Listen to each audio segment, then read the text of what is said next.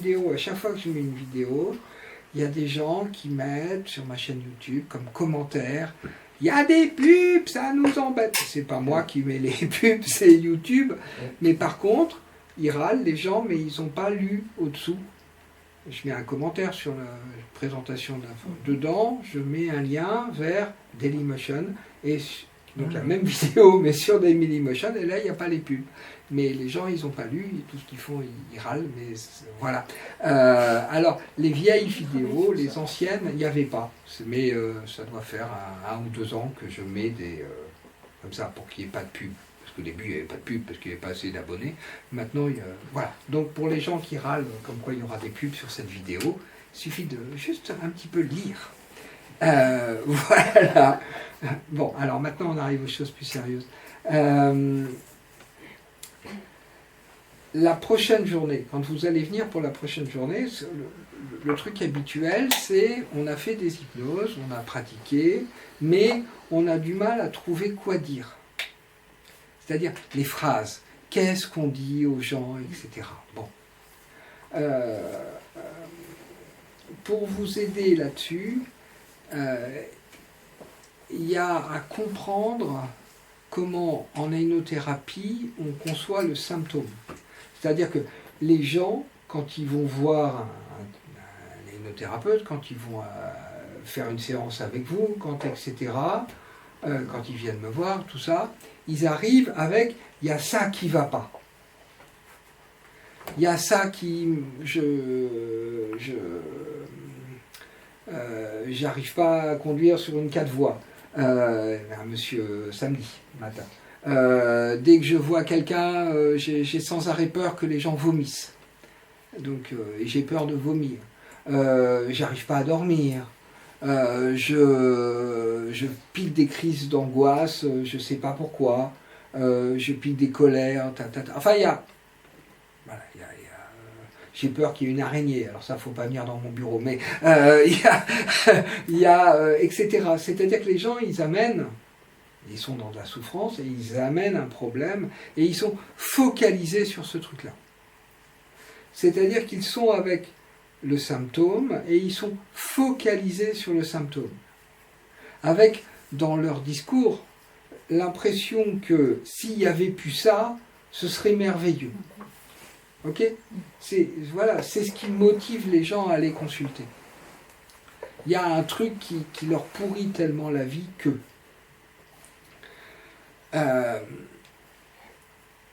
et il y a des modes de réponse à ces demandes sur le symptôme. En psychologie, moi c'est ce que j'ai appris en tant que psychologue, on va prendre le symptôme et on va lui chercher un sens. C'est-à-dire, vous avez un symptôme, qu'est-ce que ça veut dire ? Quel est le sens de ce symptôme ? On peut aller encore plus loin en psychologie, à quoi est-ce qu'il vous sert ? C'est-à-dire qu'il y a une notion qui est que si on comprend ce qui ne va pas, ça va aller mieux. Ce qui n'est pas complètement faux, parce que très souvent, le fait de comprendre des trucs, ça fait que ça va mieux. En hypnothérapie, on considère que ça va mieux parce qu'il y a un contrôle qui s'effectue. Ça va mieux, mais ça ne résout pas. De notre point de vue, c'est ça. Bon. Mais alors, on a l'habitude de ce truc-là. C'est-à-dire que quand quelqu'un vient et qu'il est avec son symptôme, la tendance, ça va être de s'occuper du symptôme et de chercher un sens au symptôme. Alors, il y a des trucs... Je me souviens d'une personne qui avait des douleurs au genou, et puis elle avait été voir un thérapeute, et ce thérapeute cherchait un sens. Et vu que les médecins, etc., la médecine n'avait rien trouvé, on lui avait dit c'est dans la tête, et donc elle s'était retrouvée chez un psy machin chose, et donc le psy machin chose, croyant très bien faire, c'est-à-dire que la personne, elle était sincère, et elle voulait l'aider, etc., elle était dans un genou. Elle avait pris le terme genou. Et donc genou, elle se disait, c'est la relation aux autres. Michel Odoul. Genou. Vous voyez le... Bon.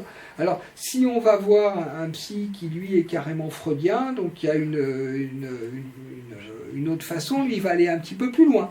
Il va éventuellement poser des questions sur articulation, en disant culation, qu'est-ce que ça vous évoque? Vous voyez, on peut aller, je suis un ancien lacanien quand même, et donc on peut aller chercher comme ça du sens. Et ce qui est fabuleux avec l'être humain, c'est qu'on en trouve. On est extraordinaire. Et les psys, moi encore une fois, j'ai fait ça pendant des années, c'est intellectuellement, c'est le pied. C'est-à-dire qu'on est capable de trouver des trucs extraordinaires, des explications, etc. Bon. Et pourquoi pas? Et il y a des gens, encore une fois, ça permet aux symptômes de disparaître. Et du coup, la personne va mieux. Donc, il y a eu réponse à sa demande. Mais c'est pas ce que nous on fait. Et vous voyez bien que quand on est là-dedans, on est dans le cerveau, et ensuite comment le cerveau va donner des ordres. C'est-à-dire que cette vision-là des choses, elle est issue d'une vision de l'être humain qui est très cartésienne, qui est une vision dans laquelle la pensée dirige tout. Et dans cette vision-là des choses, on va passer par le raisonnement. Et Freud était là-dedans, enfin, etc. Je veux dire, la psychanalyse, c'est quelque chose qui repose sur cette notion de sens, et que ça sert à quelque chose, etc., et qu'il y a une logique, et tout ça. Bon. Et ça a imprégné toute la psychologie, et ça a imprégné la vie de tous les jours. C'est-à-dire que les gens, il y a un symptôme, on va chercher le sens. Et c'est il s'agit de ne pas faire ça. Alors, plus récemment, et ça s'est développé beaucoup dans des tas de pratiques basées sur les neurosciences, et puis aussi dans tout ce qui est hypnose ericksonienne, hellmanienne, etc.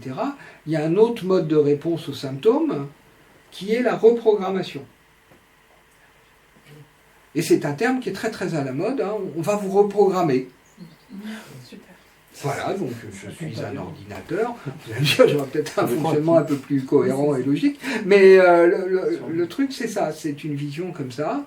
Et il va y avoir un travail, parfois, pareil, intellectuellement assez passionnant. Je prends en hypnose ericksonienne, par exemple, il y a d'utilisation de la PNL, il y a tout ça, ce qui demande pas mal de réflexion. Et puis, il y a tout un travail d'amener le patient à trouver, à déclencher, on va dire, des ressources qui vont permettre, dans une situation, qu'il y ait un autre mode de comportement qui se dégage. Donc la personne, par exemple, on va prendre le truc basique, la personne, elle fume, elle veut arrêter de fumer, parce qu'elle en a assez de ce symptôme, d'être esclave du tabac, et donc l'hypnothérapeute va mettre sur pied tout ce qu'il faut pour que ce comportement-là disparaisse. Et va donc stimuler une reprogrammation, éventuellement même en créant du dégoût. C'est-à-dire que la personne, pendant qu'elle est sous hypnose, l'hypnothérapeute va instaurer un protocole de dégoût de la cigarette qui va faire que la personne, après, ne fumera plus. Encore une fois, pourquoi pas? C'est pas ce qu'on fait, mais pourquoi pas? C'est-à-dire qu'on reprogramme les comportements. Alors là, on n'est plus dans le raisonnement, on est dans les mécanismes du cerveau, etc. On est dans agir sur le cerveau, mais au niveau des comportements.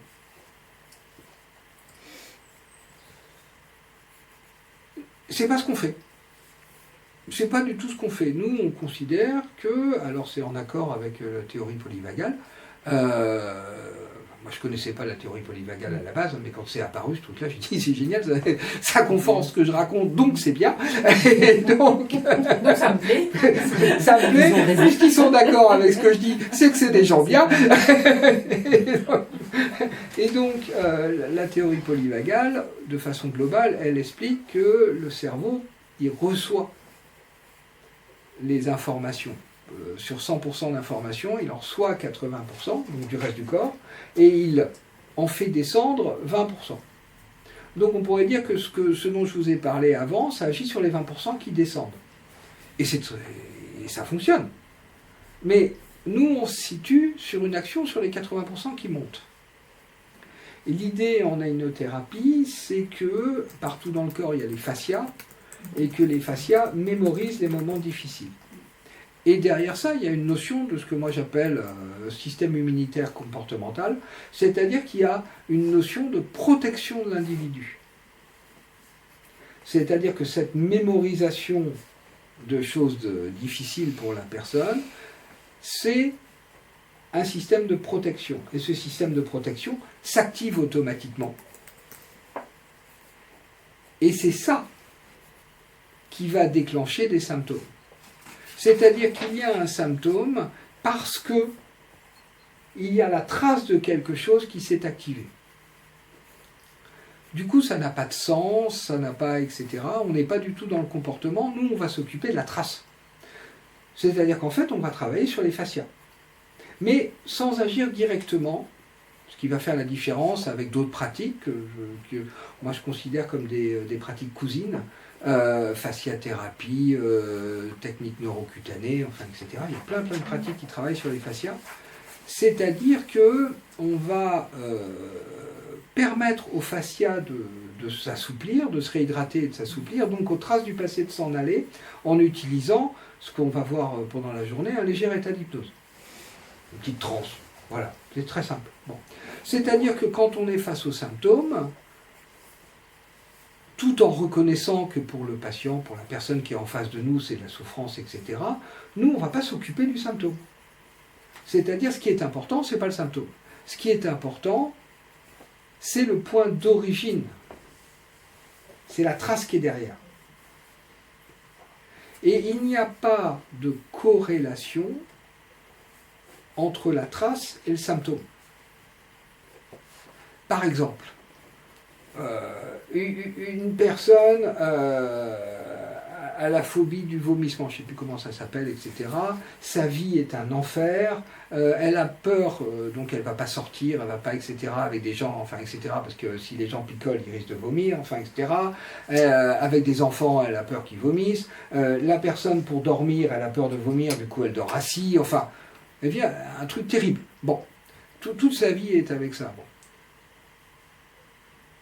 On pourrait passer des heures là-dessus, mais en fait, il y a ce symptôme, et puis derrière, il y a quelque chose qui va se manifester sous forme de tension, qui est la trace qu'il y a dans les fascias.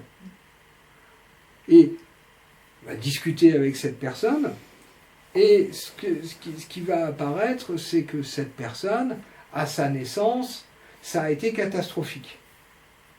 Je ne sais plus quoi, il y a la clavicule qui a été cassée, ou un bras, ou je ne sais plus quoi, enfin bref, bon. C'est-à-dire que lorsque cette personne-là était en situation de vulnérabilité totale, il y a eu un drame.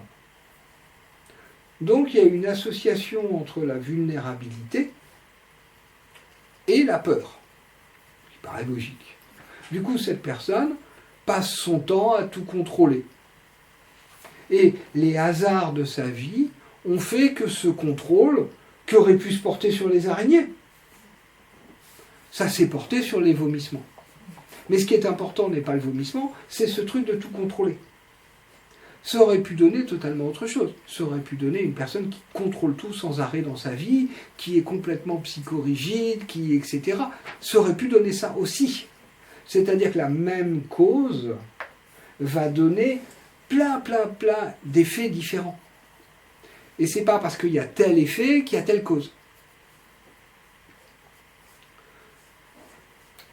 Du coup, on ne va pas s'occuper du tout du symptôme, on va s'occuper des traces de cette naissance. Ce qui ne va pas être simple, parce que si vous commencez à expérimenter la hypnothérapie avec quelqu'un dont le problème principal, c'est le truc qui s'est passé à la naissance, ça ne va pas être facile. Ça ne veut pas dire que vous n'agirez pas, enfin que ce que vous ferez n'agira pas. Ça veut dire que ça ne va pas être facile pour la personne en face de suffisamment lâcher prise pour que son corps puisse aller chercher les traces de ce qui s'est passé à sa naissance. Parce que le problème, il va être là. Le problème, ça ne va pas être au niveau du thérapeute, de l'accompagnant, du praticien. Le problème, ça va être que la personne, elle laisse suffisamment faire son corps pour que son corps aille chercher ces traces-là. Vous voyez, c'est le truc. C'est-à-dire que quand je vous parlais tout à l'heure de créer un dispositif, etc., après, le patient, s'il ne lâche pas, il ne se passera pas grand-chose. plus le patient se laisse faire par le dispositif, plus il se passera de choses. Mais quand on est face à quelqu'un qui contrôle, évidemment qu'il ne se laisse pas faire. Donc du coup, il n'y a pas d'aspect magique. C'est des suivis qui sont longs, parce qu'il faut le temps que la personne, son corps, accepte de complètement se laisser faire pour pouvoir atteindre des choses qu'elle a vécues bébé. C'est tout à fait faisable, mais il faut du temps. Mais vous voyez, on est avec ça. On n'est pas avec le pourquoi, le machin. On sait qu'il y a une trace. Alors des fois, on ne va pas savoir quelle est la trace. Il y a des traces qui sont liées à l'éducation. C'est un truc qu'on va faire dans la journée, on nous a appris à ne pas être méchant. Il ne faut pas être méchant. Sois pas méchant, c'est pas bien d'être méchant. Comme disait ma fille, c'est pas gentil d'être méchant. Bon, c'est-à-dire que du coup, on a stocké les interdits d'être méchant. S'il fallait retrouver toutes les fois où on nous a dit ça, on n'en sortira pas. Donc, on va faire juste s'activer la tension qui provoque l'interdit d'être méchant. Et ce sera suffisant. Et il y a plein de choses comme ça, il n'y a pas besoin de savoir d'où ça vient. C'est l'avantage, il y a plein de choses, la personne, donc elle arrive avec un symptôme, et on sait qu'il y a un blocage derrière, c'est-à-dire qu'il y a une tension, il y a quelque chose qui est figé dans le corps. Et c'est tout ce dont on va s'occuper, ça va être de demander au corps d'aller chercher ça, d'aller chercher cette tension. Et la personne, éventuellement, et nous pareil, on ne saura jamais pourquoi cette personne avait ce symptôme. Mais on se sera occupé de la tension qui est derrière. Alors, il y a des tensions qui viennent parce que la personne a eu peur. Parce qu'on lui a fait peur, ou parce qu'elle était dans une ambiance extrêmement tendue, et du coup son corps a été envahi par ça, il en a gardé les traces, il y a des traces d'ambiance. Je veux dire, c'est pas les...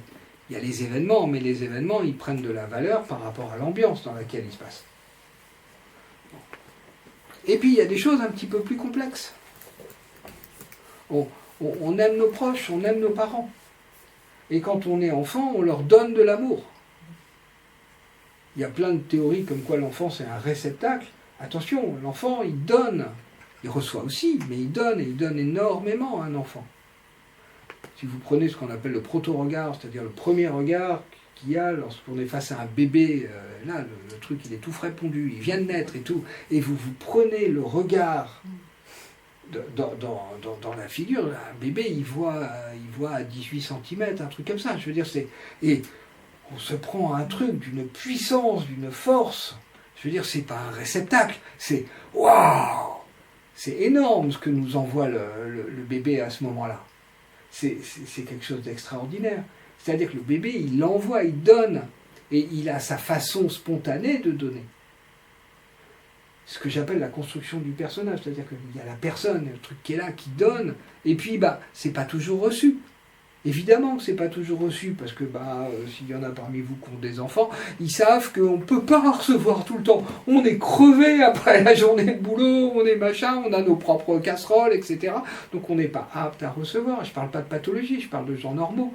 Ça n'existe pas des parents qui pourraient tout le temps tout recevoir du gamin. Voilà. Et du coup, qu'est-ce qui se passe ? Le gamin, il y a un malentendu. Il croit que c'est sa façon de donner qui n'est pas bonne. Il ne se dit pas, papa est fatigué, il a supporté les stagiaires toute la journée. Et donc, voilà, et donc l'enfant, en fait, il croit que c'est sa façon de donner qui n'est pas bonne. Et du coup, parce qu'il aime, il va bloquer des choses dans lui pour devenir, en fait, ce qu'il croit qu'on attend de lui. C'est une façon de donner. Et tout ça est plein d'amour, c'est-à-dire que du coup il y a des blocages, des tensions qu'on a dans le corps qui ne viennent pas de peur, mais qui viennent d'amour. Donc du coup il n'y a pas de traumatisme à trouver. Il y a une trace qui est là, et cette trace en fait elle est venue parce que on aime nos parents, c'est tout. C'est pas pour ça qu'on les supporte tous les jours, mais c'est pareil, on aime nos enfants, et c'est pas pour ça qu'on les supporte tous les jours. Mais je veux dire, c'est un truc d'amour derrière. Vous voyez, il y a toute une vision comme ça, qui est celle de la hypnothérapie, où c'est pas que la peur. Il y a aussi l'amour. Et on peut aller plus loin. Nos parents nous ont élevés de la façon qu'eux, ils pensaient être bonnes. C'est-à-dire qu'il y a plein d'amour derrière tout ça. Il y a des gens qui sont très durs avec leurs enfants, mais parce qu'ils les aiment. Il y a des gens qui sont durs avec leurs enfants parce qu'ils ont des blocages, des traces dans leur histoire qui font que dès qu'ils aiment, ils sont durs, parce qu'ils ont peur. Mais il y en a d'autres, c'est autre chose. Ils sont convaincus que c'est comme ça qu'il faut faire. C'est le mieux pour l'enfant. Vous voyez, mais tout ça va créer des traces. Et ces traces, après, c'est là-dessus que nous, on travaille. Donc, c'est simple, en fait. Il faut, face aux symptômes, il faut toujours avoir en tête ce truc de, on ne s'occupe pas du symptôme. On est là pour permettre à la trace qui est derrière de s'en aller.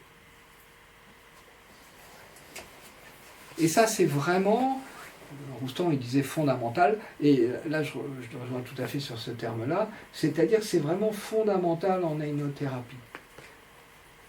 Et il s'agit d'accepter, pour la personne, le praticien, pour l'hypnothérapeute, il s'agit d'accepter de ne pas savoir. C'est-à-dire que parfois, il y a des gens, on demande au corps d'aller chercher la trace qui provoque tel problème, la tension qui est là dans le corps et qui provoque ce problème, et il y a une montée de tension phénoménale, ça arrive, des trucs, et ça va monter plein de fois, c'est-à-dire il va falloir du temps pour que ça parte, sachant que dans la séance, on va faire partir ce qui est accessible, enfin on va faire partir, on va permettre à ce qui est accessible de s'en aller, ça se trouve, il y en a encore 3 tonnes, on n'en sait rien, ça se trouve, tout sera parti en quelques minutes, on n'en sait rien. Bon. Et donc, on va permettre à ce truc-là, on crée les conditions, puis ça s'en va, et puis, parfois, la trace, c'est là où ça se complique, elle est elle-même l'écho d'une autre trace. C'est-à-dire, on va dire, une personne, elle vient avec un symptôme, et puis, en fait, elle a ce symptôme depuis qu'elle est adolescente. Et quand elle était adolescente, il y a un truc qu'elle a très très mal vécu. Alors, on va dire, depuis quand vous avez ça, on va discuter un peu et tout, ça va aider le patient à avoir l'impression qu'on sait sur quoi ça travaille, c'est-à-dire qu'il va contrôler un peu sur quoi ça travaille, on va travailler là-dessus. Voilà. On va dire, je sais pas, la personne, elle a vécu un accident, machin, etc., quand elle était adolescente. Donc, on va faire une séance sur cet accident, par exemple. Donc, on va demander au corps d'aller chercher toutes les traces qu'il y a de cet accident. Bon. Donc voilà, on a un symptôme, on ne sait pas trop la liaison qu'il y a entre cet accident et puis le symptôme en lui-même, mais c'est apparu juste après. Alors on va dire qu'il y a sûrement une liaison. Du coup, ça va permettre au patient de découvrir ce que c'est que de lâcher, que de se laisser faire, enfin, etc. Bon. Donc on travaille là-dessus. Donc on demande au corps d'aller chercher les traces de cet accident. Bon. On va chercher la culpabilité, on va vous expliquer ça dans la journée, on va chercher tout ça. Bon. Et puis, à tout hasard, on va aller voir si ça n'a pas réveillé quelque chose d'ancien. C'est-à-dire cet accident, il n'a pas réveillé d'autres traces. C'est-à-dire qu'on va demander, une fois qu'on a fait donc monter les tensions, on va demander au corps d'aller chercher s'il y a une tension racine, s'il y a une tension d'origine. Et là, souvent, mais alors on n'a aucune idée de ce sur quoi le corps est en train de travailler. Parce qu'il y a des tas de choses qu'on a vécues quand on était bébé, on n'a aucun élément là-dessus. Ou quand on était tout petit, on n'a aucun élément là-dessus, mais ça agit très fortement sur nous à notre insu. Et donc il y a cette notion de symptôme, trace, et d'aller voir s'il n'y a pas une autre trace avant. Peut-être qu'il y a, peut-être qu'il n'y a pas. Mais on ne sait pas sur quoi ça travaille.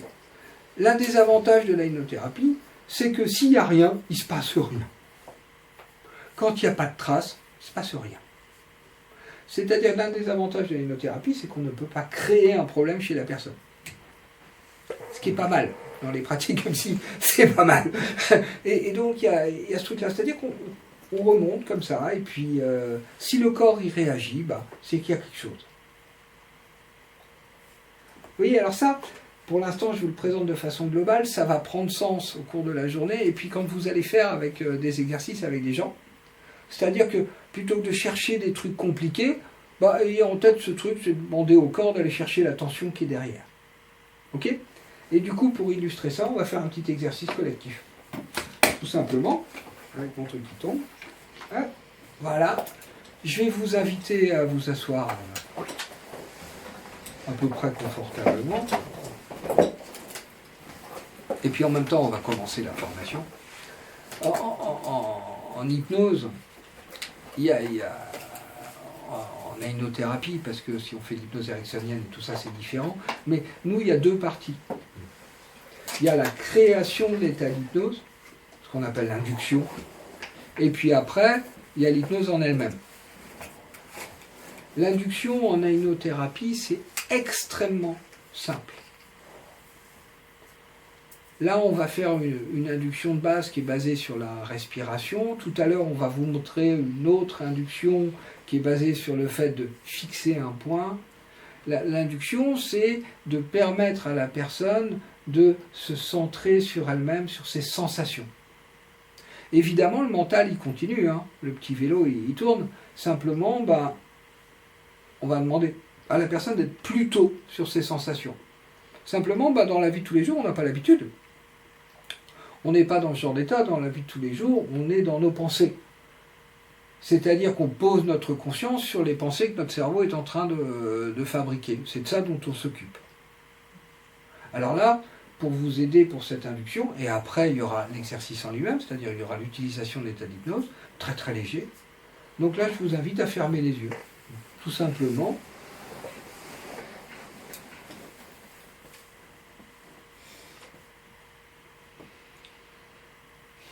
Et à observer comment la respiration est en train de se faire. Alors qu'en fait, habituellement, mais ça continue en arrière-plan, on observe comment nos pensées sont en train de se faire. Là, il s'agit de vous polariser, vous centrer sur, par exemple, à quel endroit de votre corps commence l'inspiration. C'est quand même fabuleux, je veux dire, on s'occupe tout le temps de nos pensées, et puis un jour, après des années de pratique méditative, machin et tout, les pensées s'arrêtent, on est super content, c'est le pied. Donc on passe notre temps à s'occuper d'un truc, et c'est très agréable quand ce truc s'arrête. Et on ne s'occupe pas de notre respiration alors que c'est quand même quelque chose qui est très très important. Parce que le jour où la respiration s'arrête, on est mort. Donc ça vaut le coup de s'occuper de sa respiration. C'est toujours intéressant. Alors observez à quel endroit de votre corps commence l'inspiration. Et puis comment ça se fait dans le corps.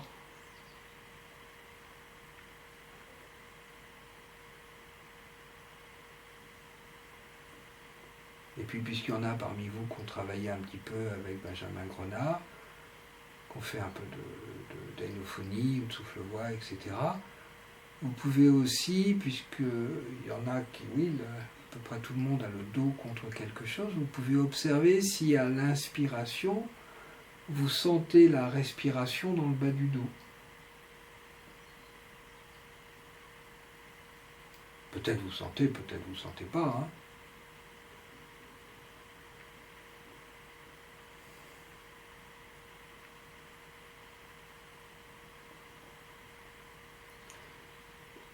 Et puis, mais sans les bouger. Vous pouvez aussi ressentir ce qui se passe dans vos pieds et essayer de ressentir lequel des pieds pèse le plus. Il y a toujours un pied qui pèse le plus.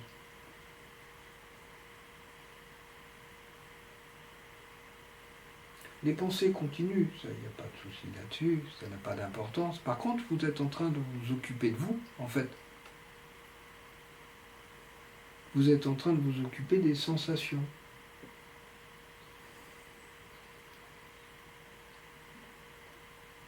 Et puis dans le style laisser les choses se faire, vous revenez sur la respiration et vous vous centrez sur le fait de laisser l'expiration se faire le plus par elle-même possible.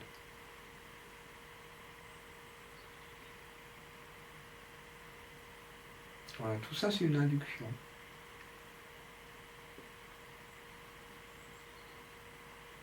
Ça n'a rien de spectaculaire, rien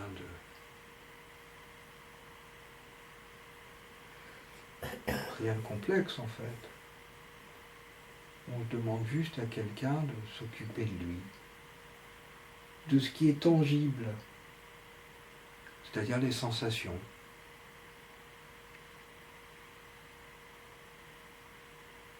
Et à partir de là,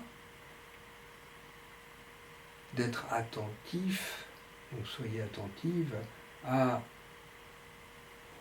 ce qui va se passer dans votre corps. Par exemple, vous êtes là, vous êtes assis.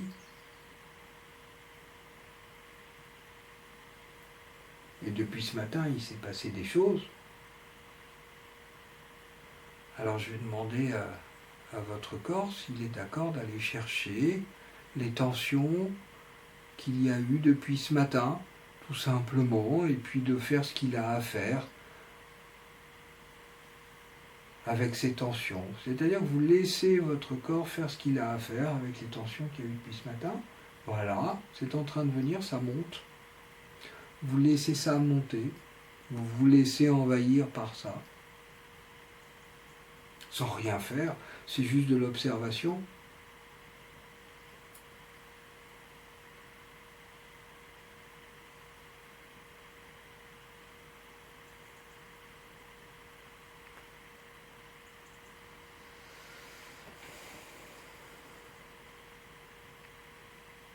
Voilà, les tensions descendent, et quand les tensions sont descendues, il suffit de dire « encore ». Encore, c'est une invitation, pour le corps évidemment, à laisser monter à nouveau les tensions.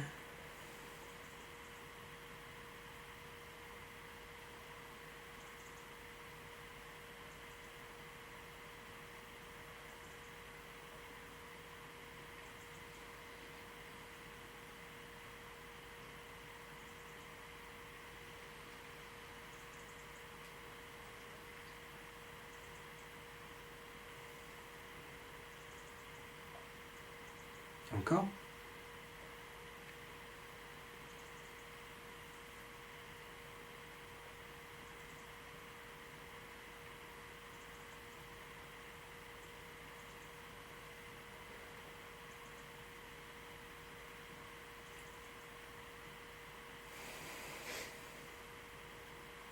Encore ?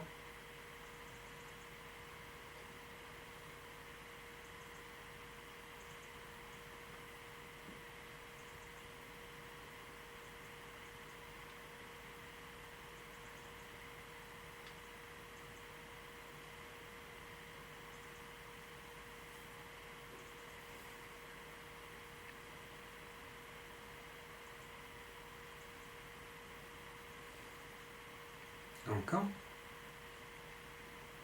Voilà. Et quand les tensions sont parties, l'élan vital peut circuler. En fait, il y a du mouvement. C'est-à-dire, c'est complètement, le but du jeu, c'est que les fascias soient à nouveau souples. Donc, il y a un mouvement qui était bloqué qui peut se remettre en marche. Donc, je demande à votre corps de remettre en marche le mouvement qui était bloqué.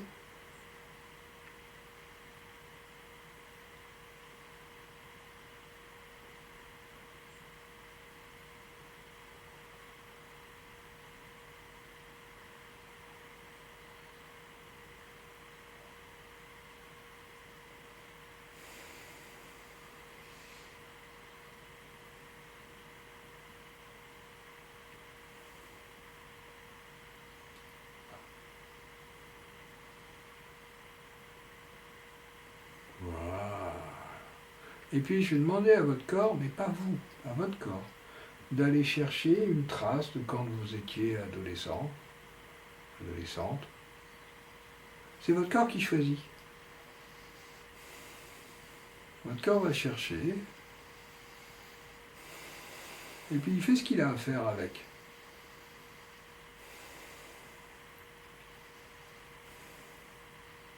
Peut-être vous savez sur quoi ça travaille, peut-être pas. En tout cas, c'est en train de travailler, il y a des belles montées de tension.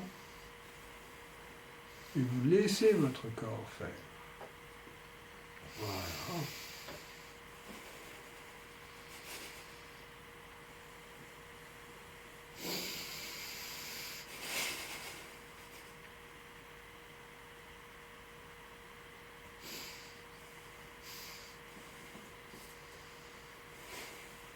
Encore ?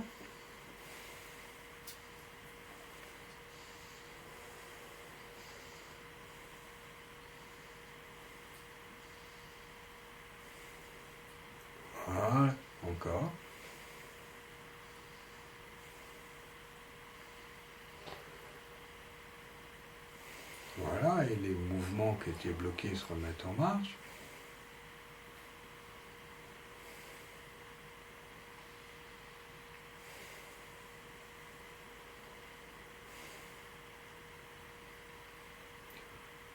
Voilà, puis ce que j'ai ressenti, ce qui ne veut pas dire que ce soit juste, ce que j'ai ressenti, c'est qu'il y a eu quelque chose de l'ordre de abandon.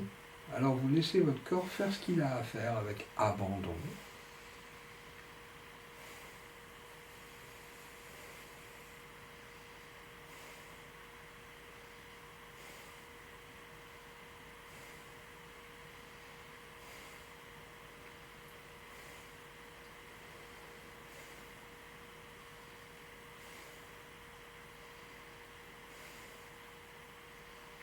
Nous avons tous vécu des abandons au cours de notre vie et du coup notre corps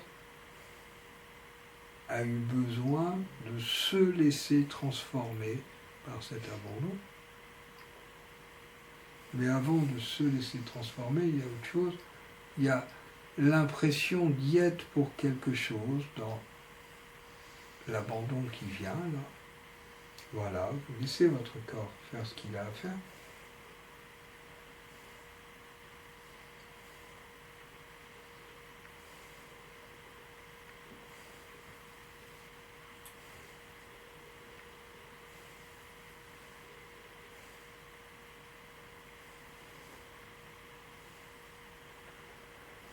Encore.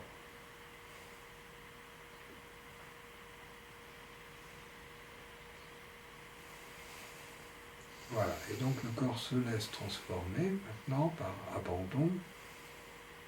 Voilà, vous laissez ça se faire.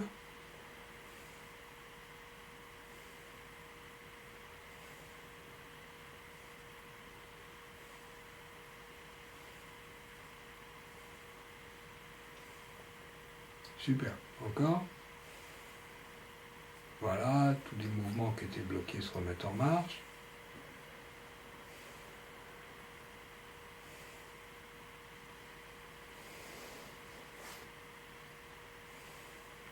Voilà, on revient sur la tension, la trace au moment de l'adolescence. Voilà, vous laissez ça venir.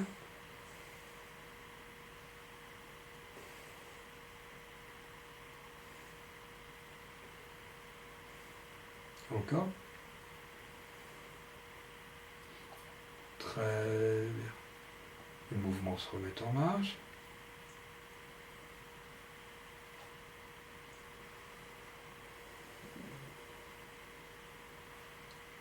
Et s'il est d'accord, votre corps va chercher la tension racine, la tension d'origine. Voilà, là, il y a des choses qui se passent. Vous laissez ça venir.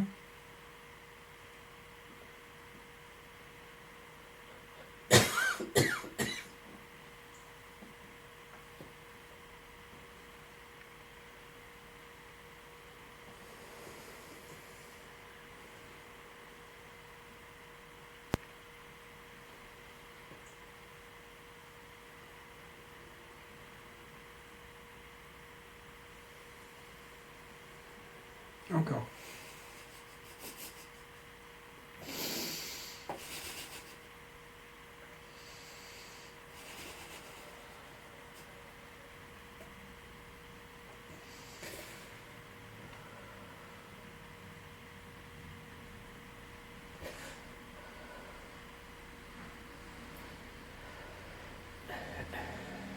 Encore. Voilà. Très bien. Très. Et puis maintenant, vous laissez les mouvements se reprendre. Mouvements qui étaient bloqués par cette tension.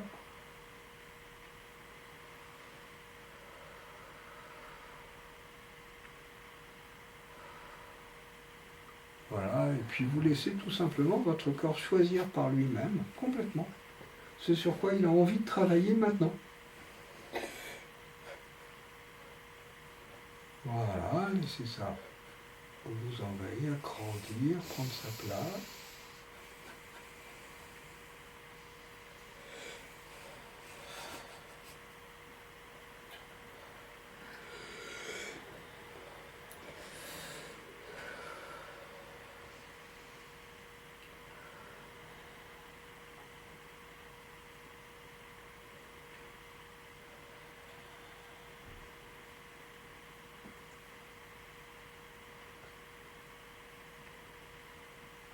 Encore.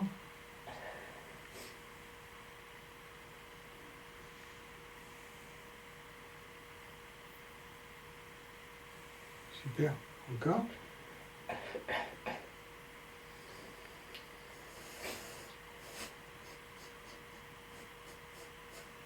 Encore.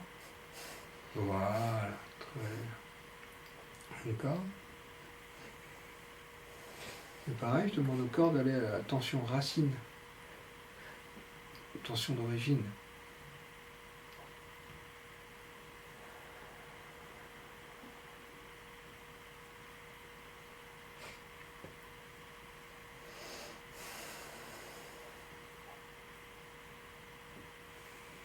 Encore. Voilà. Très bien. Et les mouvements qui étaient bloqués se remettent en marche.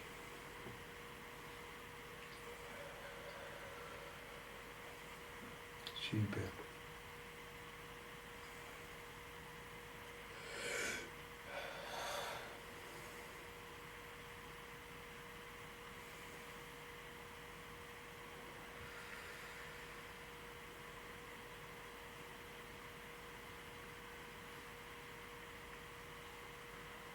Très... Voilà. Et puis, quelque chose vous ramène à la surface.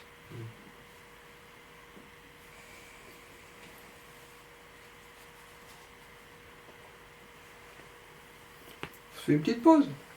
Hein.